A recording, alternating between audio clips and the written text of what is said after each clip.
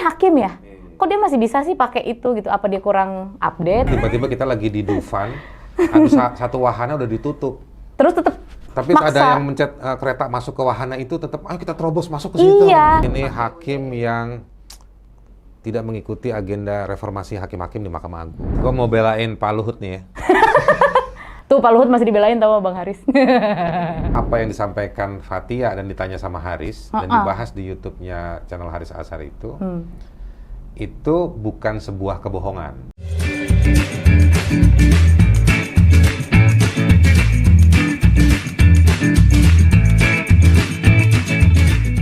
Halo orang-orang, ketemu lagi dengan saya Haris Azhar di channel Haris Azhar ini. Acara ngehamtam, ngebahas HAM bersama tamu saya. Bukan tamu. Tamu yang selama 10 bulan pernah duduk setiap minggu di pengadilan dengan perkara gabungan, saya 202 dan 203. beliau 203 kita. Nah, kita sedikit saya mau nge-review tentang kemana aja ini channel ini.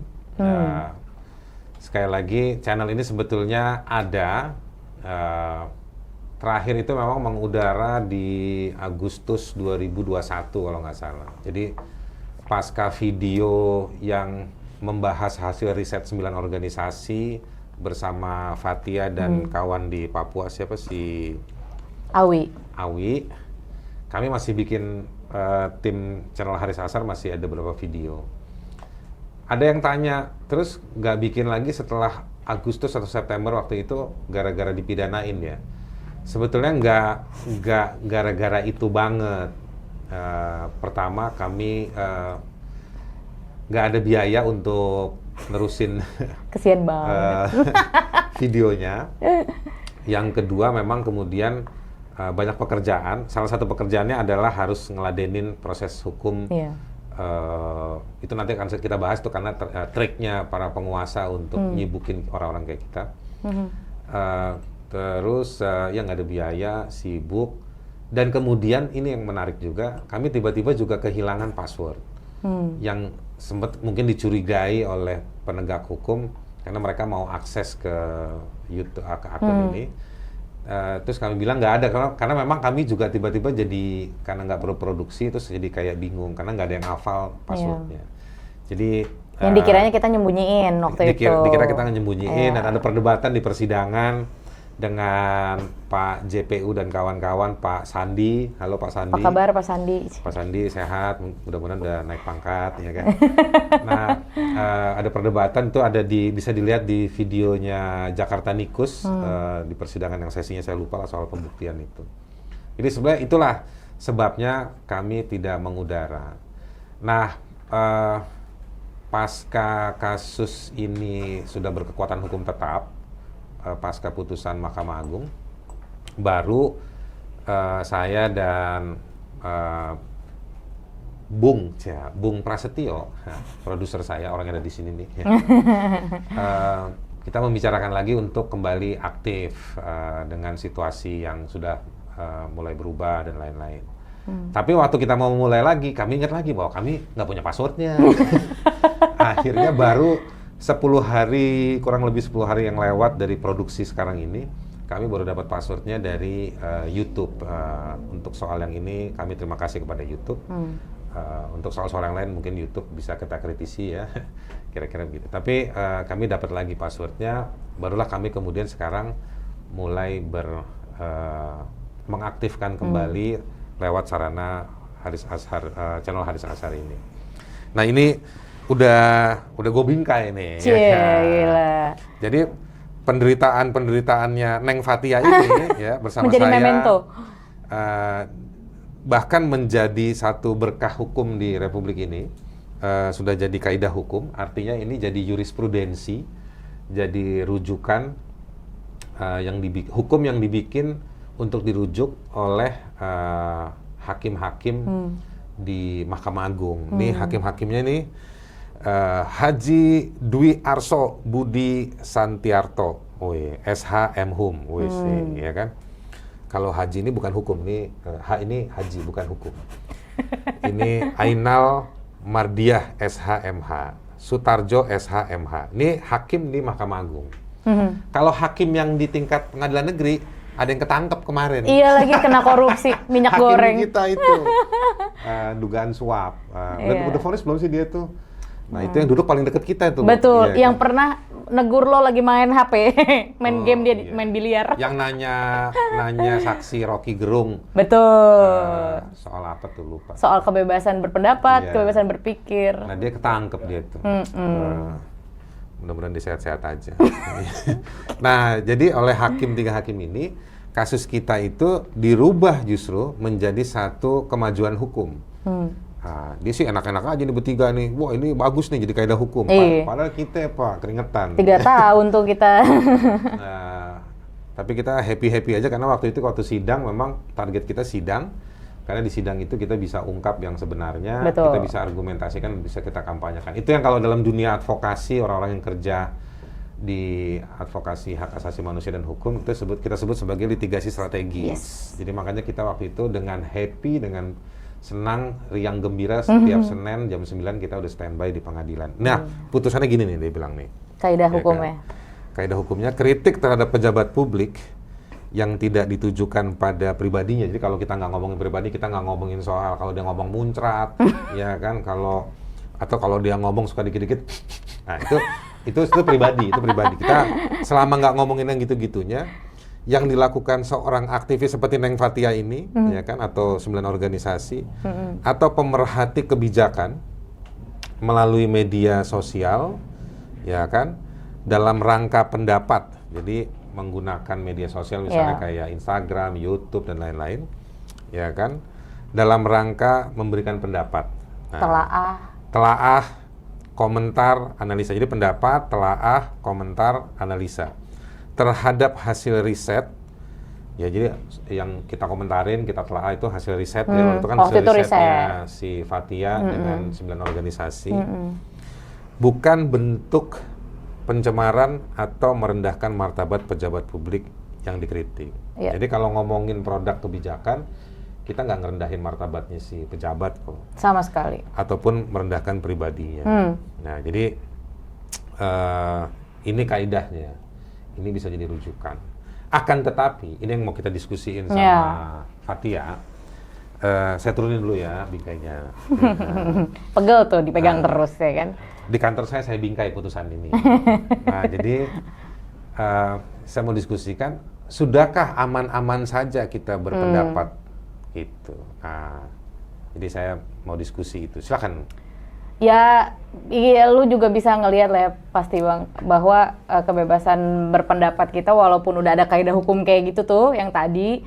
Terus juga salah satu aktivis lingkungan Daniel Fritz Tangkilisan juga udah sempat menggugat UU ITE ke MK dan undang-undang yang barunya ya. Undang-undang yang baru. Coba jelasin dikit loh. Ini ada kenapa masih ada Daniel Fritz ngajuin ke MK? Ya, jadi karena yang kita kritik, yang kita gugurkan undang-undang yang lama ya. Betul. Yang lama sebenarnya dianggap udah gugur oleh MK. Jadi waktu kita juga selain kita pernah di juga. PN Jakarta Timur, kita juga pergi ke MK. Paralel. Saya, Fathia, dan beberapa organisasi AJI, Isnur mewakili YLBHI, dan Sasmito mewakili AJI, Aliansi Jurnalis Independen.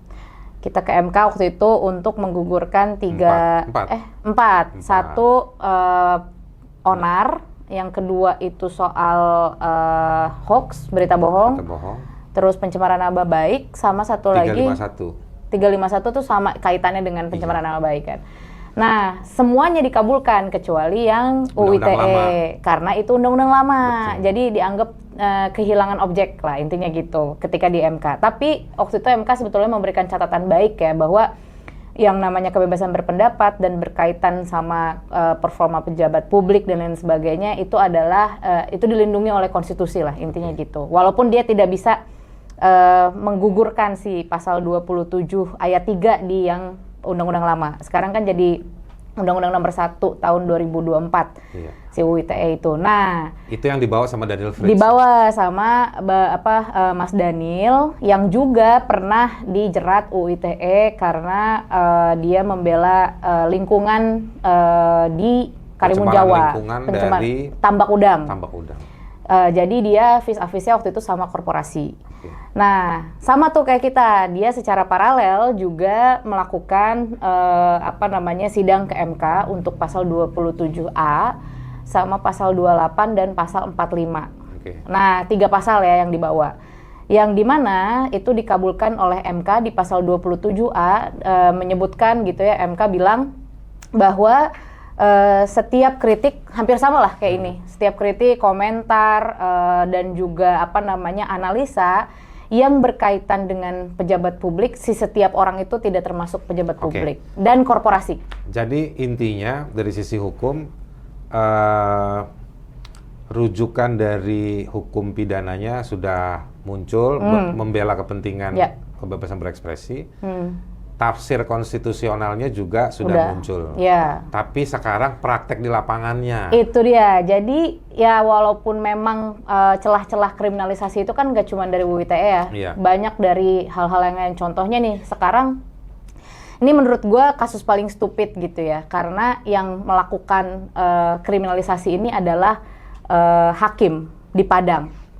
Jadi dua orang advokat dari LBH Padang itu mereka melaporkan terkait soal maladministrasi si hakim ini yang mereka lagi mendampingi. Sebentar, dia diduga melakukan maladministrasi. Jadi LBH Padang ngelaporin si hakim karena maladministrasi.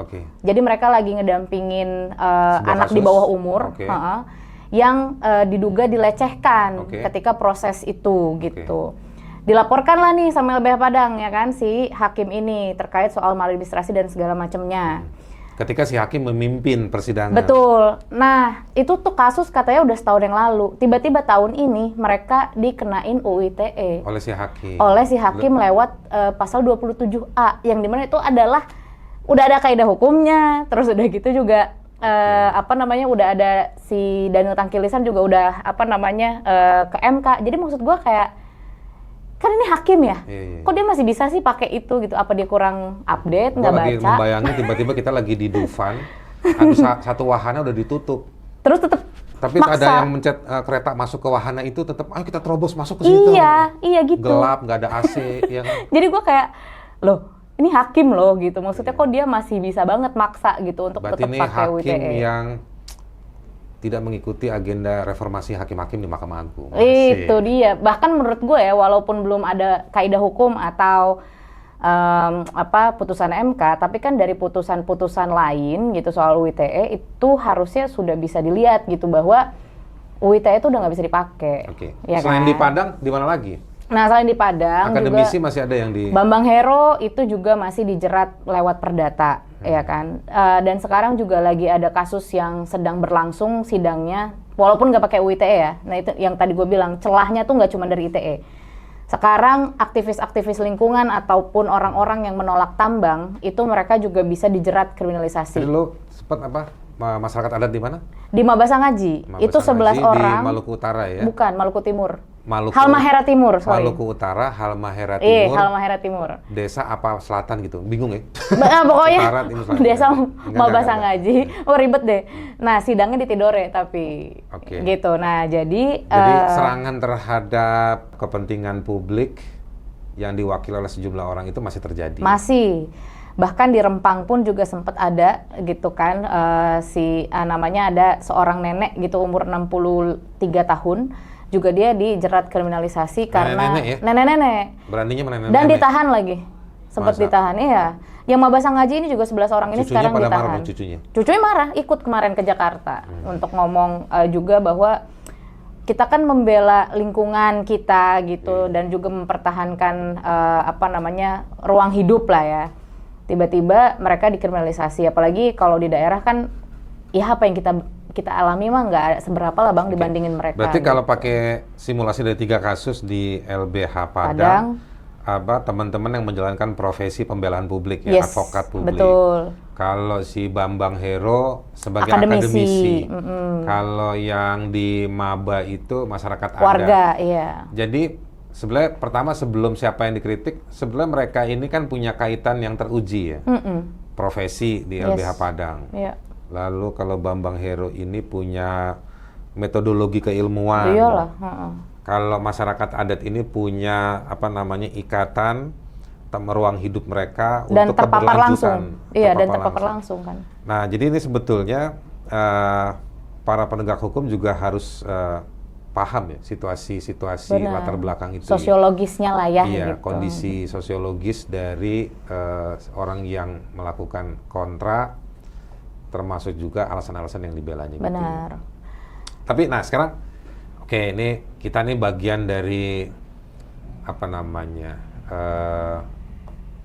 penegakan hukum di zaman Jokowi di kasus kita kan. Iya. Nah, masuk ke zaman Prabowo ini sebetulnya ada lah ya peluang itu ya. Misalnya ada rencana mau memberikan amnesti kepada mereka dan dapat bocorannya kan termasuk mereka yang dipidana lewat undang-undang ITE. Betul. Atau dimensi-dimensi yang apa namanya pemidanaan politis gitu. Lalu kemarin Tom and Jerry enggak deh. Tom and Hasto. Tom and Hasto. Dapat abolisi, satu lagi dapat amnesti. Benar. Padahal amnesti itu ada Bang Usman Hamid, enggak Wah, juga ya? bukan beda dong. Beda ya.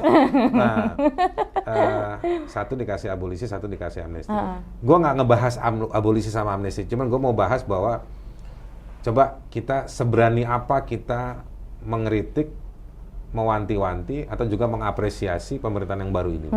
Lucu sih Bang, maksud gue gini, sekarang itu kan ya dari zaman Jokowi memang jalannya udah kebuka nih, ibarat kata di kayak ujung-ujungnya ya? Iya, kayak IKN gitu, di ujung-ujung udah mau jadi, ya kan, jalannya udah kebuka, gedung yang Garuda gede itu udah jadi, ya kan. Kata orang nggak jadi tuh, Garudanya beda sama gambar. Miring dikit deh. Jadi ibaratnya udah ada gitu fasilitasnya. Nah sekarang di zamannya Prabowo kayak tinggal dilanjutin doang gitu, tapi dengan koreksi malah ya.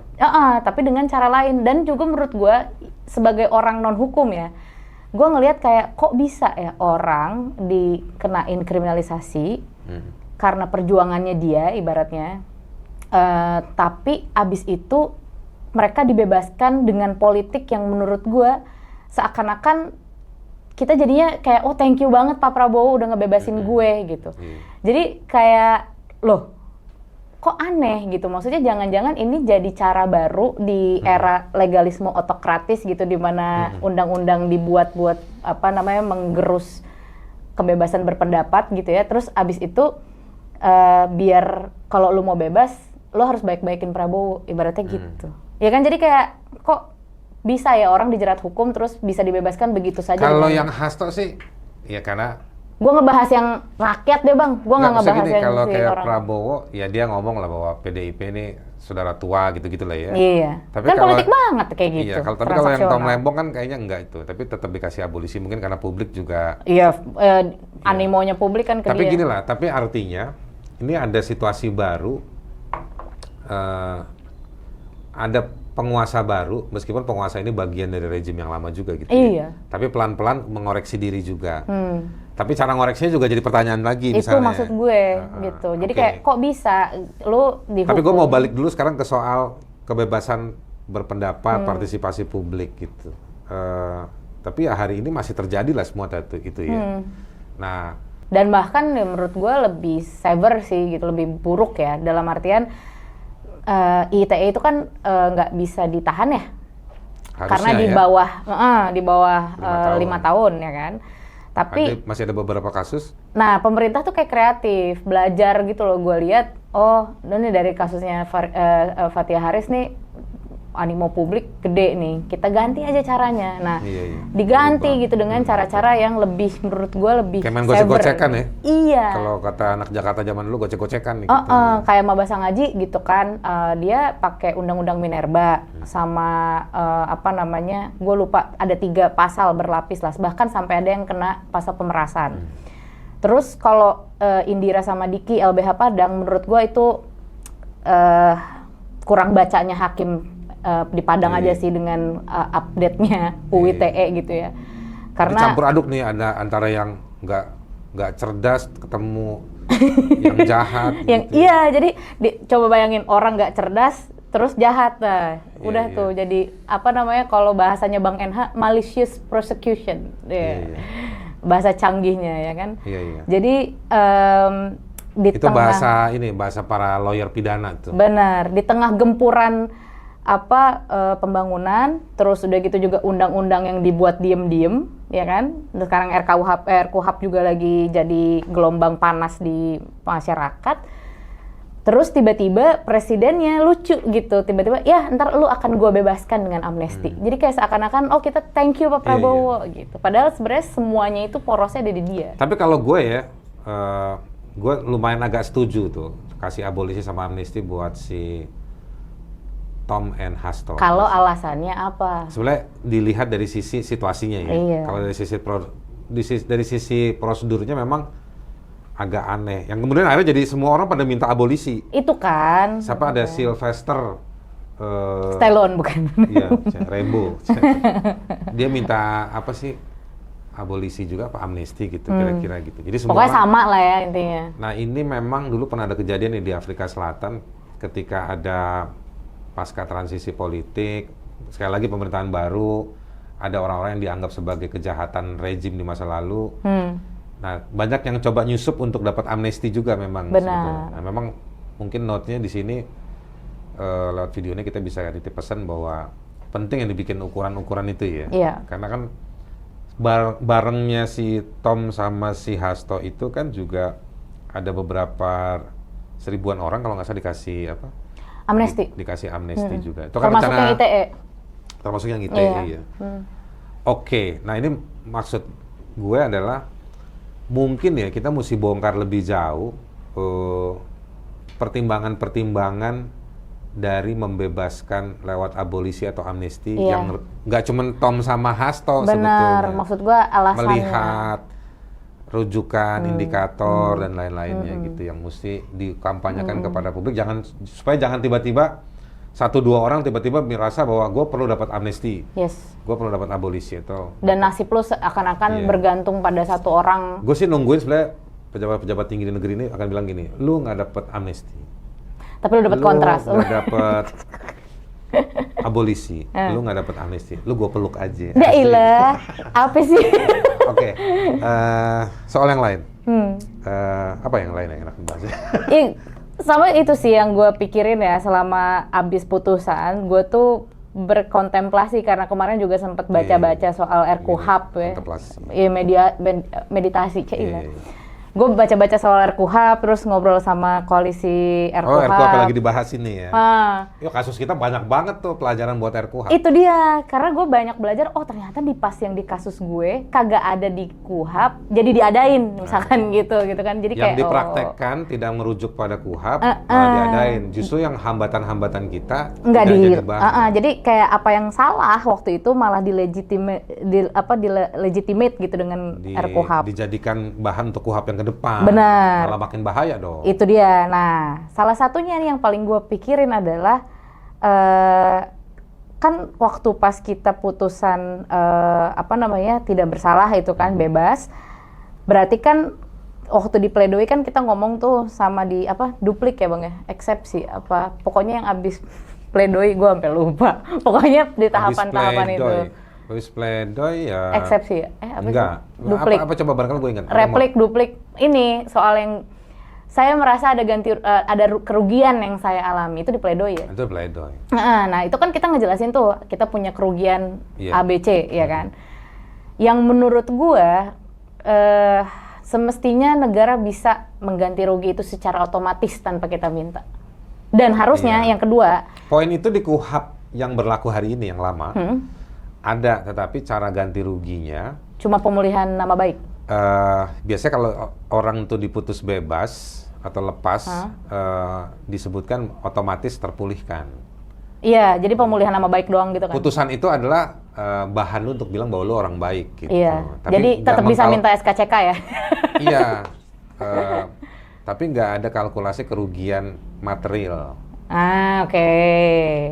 Kecuali lu minta ganti rugi material gitu. Biasanya kayak kita juga dulu pernah dampingin beberapa korban, kita gugat polisi atau Kapolri untuk minta ganti kerugian.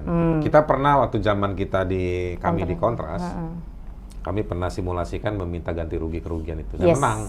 Tapi alhamdulillah nggak dibayar. Iya, walaupun lumayan itu ya. Ratusan juta menurut hakim putus karena harus pihak penyidiknya waktu itu dalam gugatan kita itu tidak pernah hadir dan kita menang first take. Iya. Menang first take itu artinya Karena prosesnya tidak cepat ada, karena lawan tidak hadir. Nah itu satu tuh soal ganti rugi. LBH Jakarta kalau nggak salah juga pernah gugat ganti rugi, menang juga. Nah ini kan yang korban-korban yang di daerah-daerah ini maksudnya banyak banget dan harusnya bisa meminta ganti rugi itu kan. Itu yang pertama. Dan yang kedua, gue berkontemplasi keras gara-gara kemarin RKUHP ya. Jadi di dalam KUHP yang baru itu ada soal ganti rugi korporasi, ya kan? Yeah.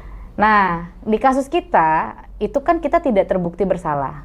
Di mana yang kita persoalkan pada saat itu adalah soal conflict of interest, politically exposed person, soal pejabat publik dan juga soal korporasi, bisnis, ya kan?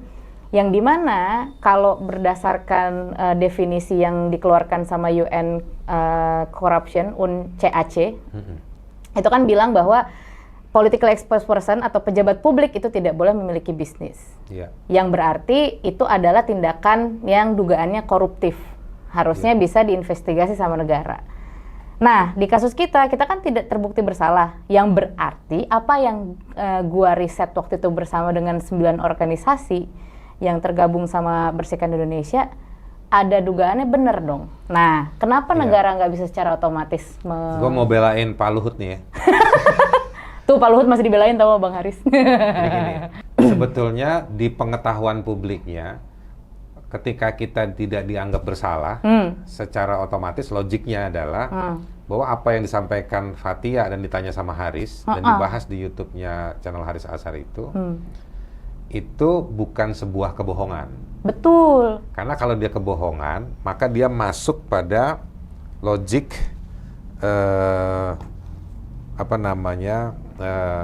kayak mau nyerang pribadinya. Ini ada sisi substansi dan sisi gitu. Formanya ya. Kita kan nggak pernah ngebahas pribadinya. Nggak. Oke. Tapi kan ada orang yang suka ngedalilin bahwa pribadinya itu dijelek-jelekan dengan namanya. Lord. Iya. Ada yang pakai istilah Lord, tapi gagal lah didalilkan itu sebagai sebuah hinaan. Tapi mau bangun image buruk. Tapi image buruk itu kan karena posisi publiknya, posisi jabatan publiknya. Jadi sekali lagi, kalau dari sisi itu nggak terbukti. Iya, oke. Nah, gua ngerti. Ya. Nah, begitu masuk ke soal substansinya, ini yang sebetulnya waktu di dalam pembelaan tim lawyer kita, bahkan bahan yang disampaikan oleh teman-teman 9 organisasi itu, dia sebenarnya mau bicara soal corporate fraud-nya, kecurangan korporasinya. Iya, betul. Ya, dan juga kecurangan pejabat di korporasi tersebut. Si hakim ini pinter, dia nggak masuk ke dalam sana. Iya, dia cuma masuk di kebebasan sebetulnya, berpikir itu. Kalau menurut gue nih, satu sisi si hakim ini juga menyelamatkan si nama-nama yang ada di dalam sana. Ngerti gue. Dengan cara, udahlah kita nggak usah masuk ke dapur atau ke urusan bisnisnya, ranjang bisnis dalam sebuah rumah, ya kan?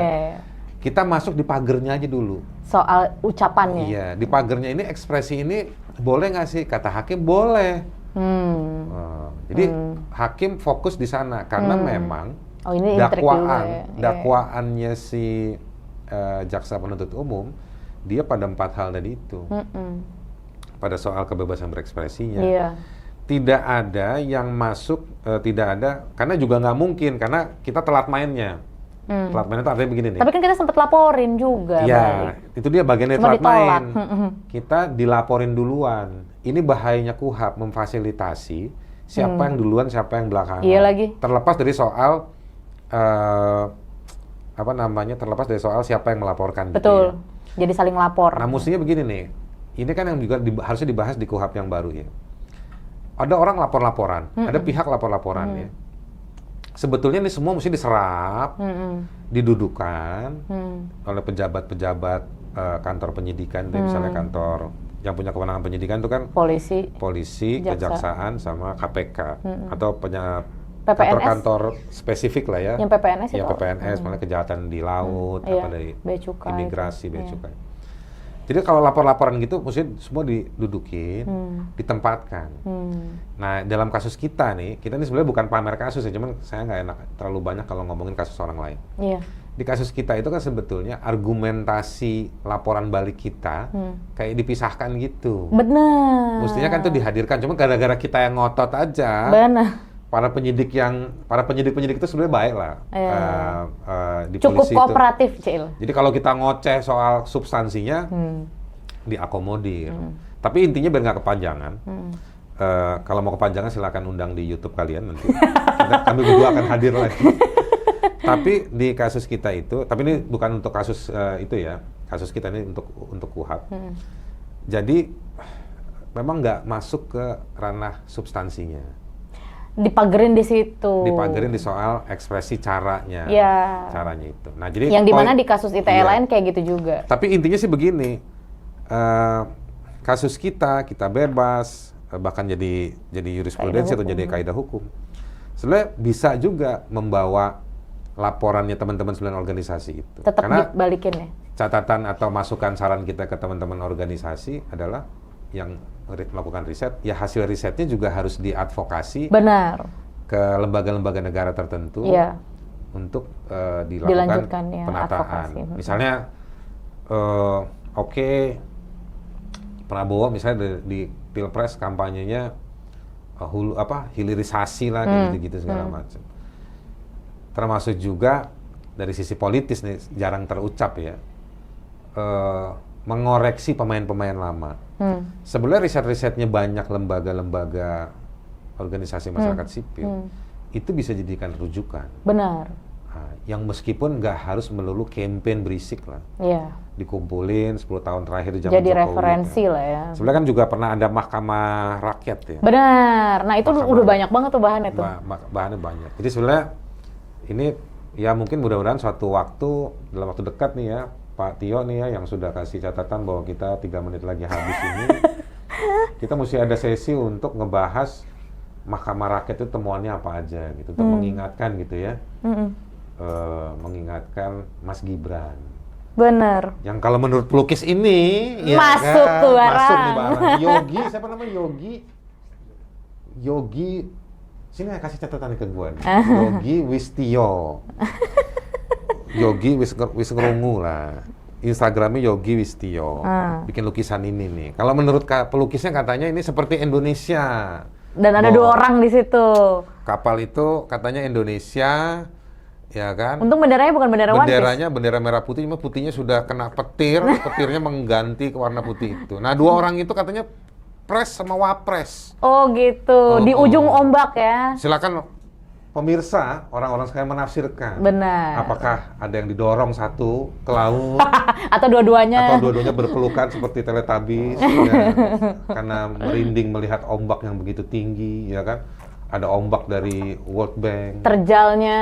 Ada ombak dari mungkin ini tiba-tiba ada Benjamin Netanyahu bikin gangguan-gangguan keamanan dunia yang itu adalah janji-janji kita menjaga keamanan dunia kan. Dan di belakang ada Donald Trump, nggak ada yang tahu. Jadi tadi gue ngomong apa sebenarnya sih lukisan ini. Nah ini bantu promosi lah Yogi yang punya lukisan yang sangat dikdaya ini kan. Soal nasib bangsa di ujung ombak. Nanti kita mesti ngundang Mahkamah Rakyat tadi itu. Iya, perwakilan dari Mahkamah Rakyat, benar. Nah, itu sementara. Jadi kesimpulannya apa tuh? Ya namanya podcast tuh nggak ada kesimpulan. Kalau ada kesimpulan namanya skripsi. Pokoknya intinya abis Fathia Haris tetap harus berlanjut lah ya, karena ternyata masih banyak. Ya saya susah juga pas kemarin diskusi ngehantam tamu pertamanya siapa. Ya mesti sama Fathia karena selama ini karena episode terakhir sama gua. Enggak, episode terakhir waktu itu sama adalah beberapa orang tuh ya. Tapi ya. Nah, tapi ya karena belakangan ini YouTube ini menghilang terdampak gara-gara kasus Haris dan Fathia itu. Oke, orang-orang sekalian, tetap cerdas, tetap sehat, tetap semangat untuk hidup bersama, nggak usah khawatir pajak naik di Pati, kita lawan rame-rame, ya kan? Kalau ada tambang-tambang di pulau kecil tetap kita lawan rame-rame, ya kan? tetap ikutin berita-berita soal pembaharuan KUHP. Nah, ini semua nanti akan kita bahas tema-tema serupa di Ngeham Tam, ngebahas HAM bersama tamu. Saya juga ada channel lain, kanal podcast untuk orang-orang terpinggirkan. Kalau kalau kamu adalah korban langsung, punya bukti yang konkret, tapi kasusnya nggak jalan, silahkan hubungi YouTube channel Haris Azhar ini. Ada 274 staf yang akan ngurusin. Dari manakah? 274 staf itu diwakili oleh 5 orang. Ya, jadi 5 orang staf sus. Nanti akan merespon. Silahkan kalian berbagi. Kami dari awal saya mau bilang saya mohon maaf nggak bisa semuanya, tetapi yang menarik, yang penting membawa kepentingan publik terkait dengan pejabat publik atau terkait dengan kebijakan publik. Kami akan dengan senang hati memfasilitasi di kanal podcast untuk orang-orang terpinggirkan. Saya berhenti di situ dulu buat orang-orang sekalian. Kita ketemu di topik-topik berikutnya. Silakan tepuk tangan.